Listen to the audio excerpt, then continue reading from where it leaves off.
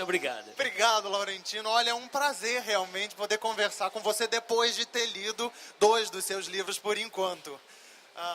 Me fala uma coisa, você, na verdade, foi repórter e editor da Folha de São Paulo, não foi? Não, na verdade, do Estado de São Paulo. Do Estado de São Paulo? Isso.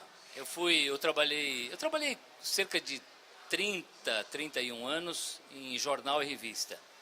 Fui repórter, fui editor, morei em todas as regiões do Brasil, e trabalhei no Estadão e na revista Veja, durante 15 anos.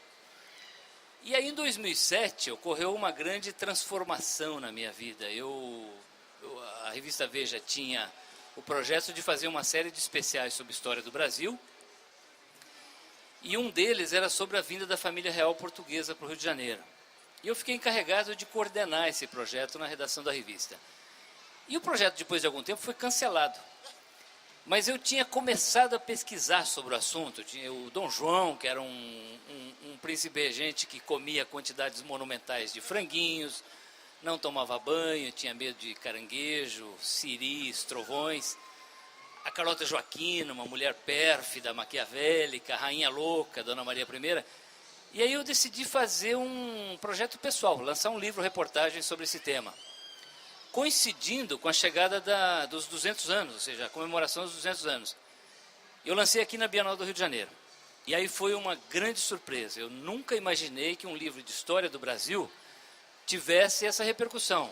E realmente foi uma coisa impressionante. Eu lembro que eu estava num dos estandes, e o meu editor chegou e falou: rapaz, você é um fenômeno. Eu falei: como assim? Ele falou: o seu livro está vendendo como pãozinho quente em padaria de manhã.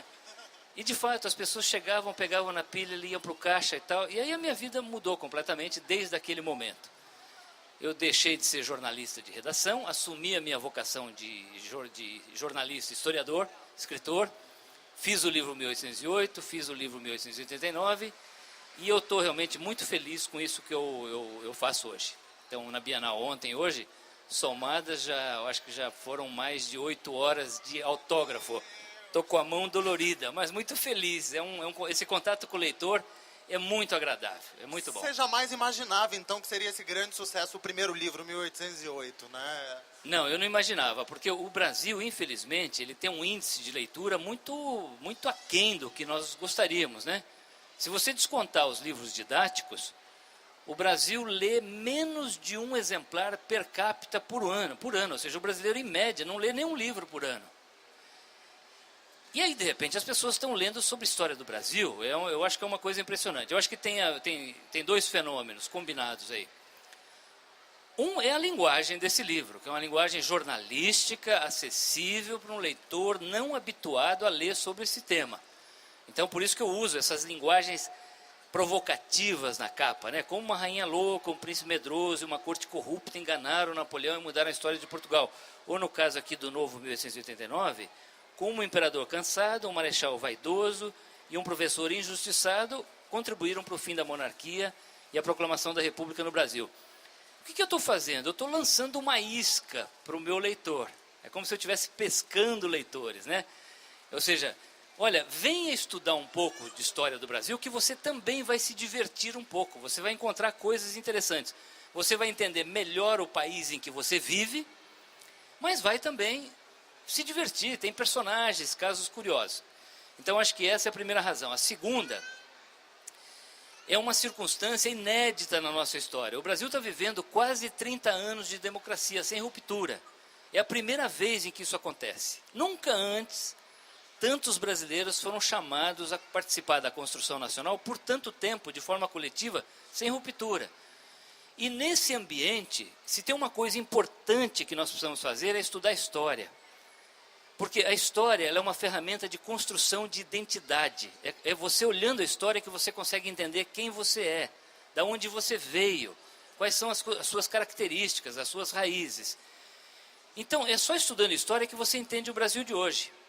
E é só entendendo o Brasil de hoje que nós conseguiremos construir o futuro de forma organizada. Então, você observa hoje as manifestações de rua, as pessoas estão na rua, estão reivindicando, querem um país melhor, menos corrupto, mais eficiente, menos injusto.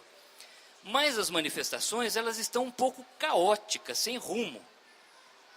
Então, é preciso organizar, inclusive ajudar os jovens a entender o Brasil, para organizar essas manifestações, canalizar, para que nós consigamos realmente realizar os nossos sonhos. Então, eu diria que a história, hoje, talvez seja a coisa mais importante que a gente possa fazer. Mais do que estudar engenharia, física, química, matemática, é estudar história, porque é o Brasil que está em jogo. Se nós conseguirmos nos entender melhor, nós também conseguiremos construir um país melhor.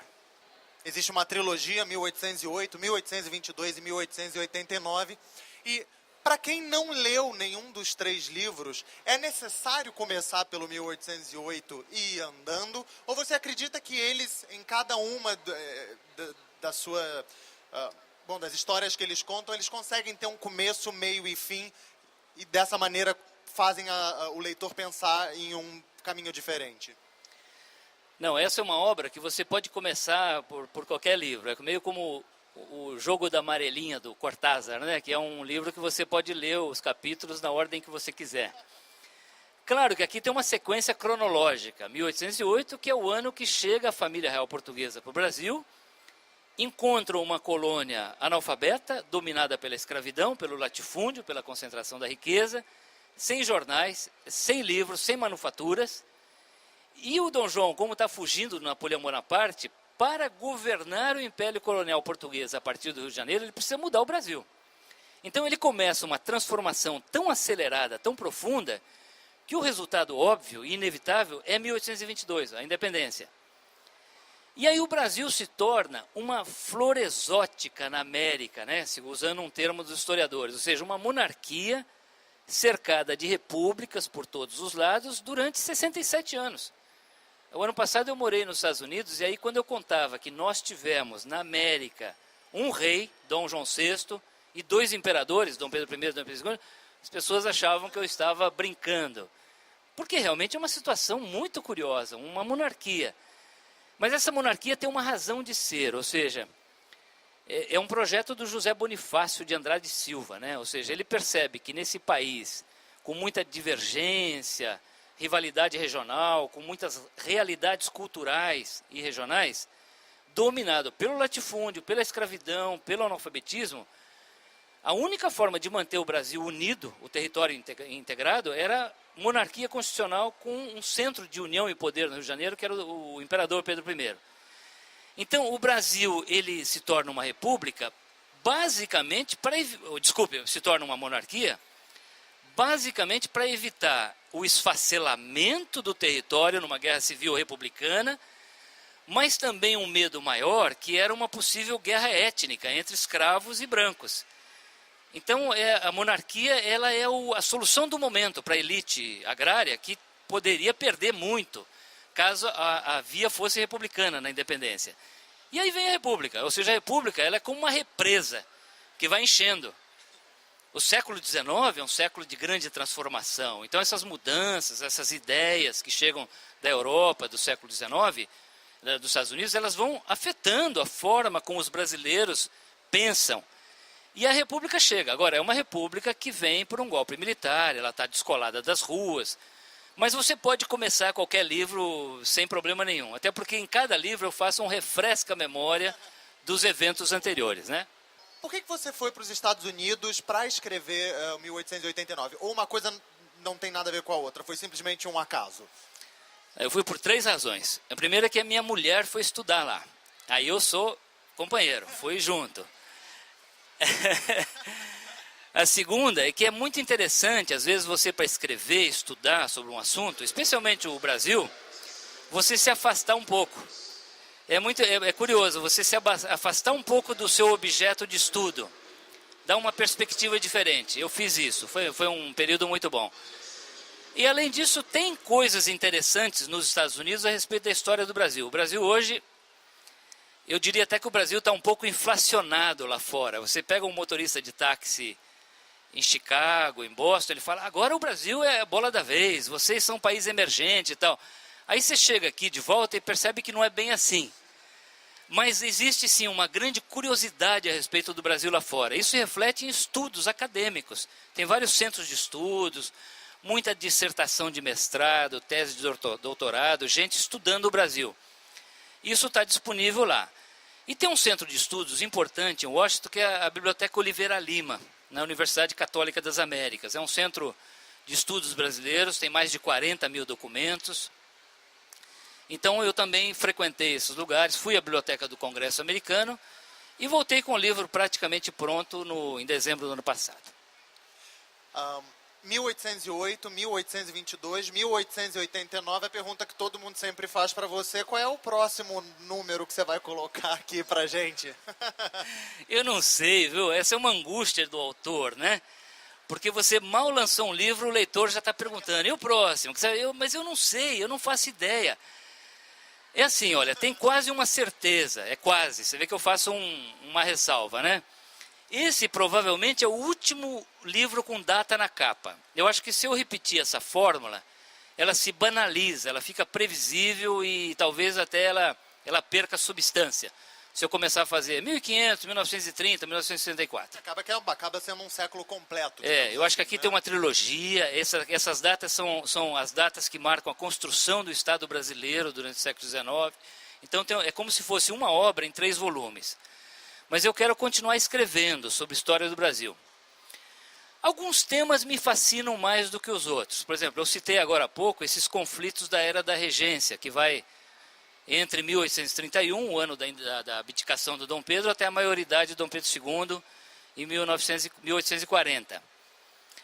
Eu acho que essa história está mal explicada. Se falar da cabanagem, a balaiada, a revolta dos cabanos e assim por diante, pode ter um livro interessante, até porque tem personagens interessantíssimos. Na cabanagem, um vaqueiro cearense, depois o governador do Pará, e assumiu o poder, analfabeto. Ninguém conhece, né? Gosto muito da Inconfidência Mineira, que é um período que está mal explicado também, tem novos estudos. Guerra do Paraguai, gostaria muito de ir, ver o que os paraguaios acham disso, os argentinos, os uruguaios. Então tem vários temas, mas eu ainda não decidi. Por acaso em algum momento já te contaram que os seus livros estavam sendo usados em escolas? Em algum momento trouxe? Já. Os livros foram adotados, inclusive aqui no Rio de Janeiro pela rede municipal, em São Paulo pela rede estadual, e em muitas escolas particulares, eles não são livros didáticos, mas eles são paradidáticos, ou seja, aliás eu tenho ouvido muitos professores de história dizendo, olha, você está me ajudando em sala de aula, porque eu consigo seduzir o meu aluno para um assunto que antes era muito difícil, só pelo livro didático, né? O Submarino agradece imensamente a presença de todos vocês, agradece a presença de Laurentino Gomes, que deu essa entrevista incrível aqui pra gente, e pela nossa sorte, o que eu acabo de escutar, é que ele vai continuar aqui no nosso stand para autografar os livros que vocês tiverem. Vamos fazer aqui. Então, por favor, se vocês quiserem formar uma fila por aqui, acho que é mais fácil. Laurentino Gomes, senhoras e senhores, muito obrigado.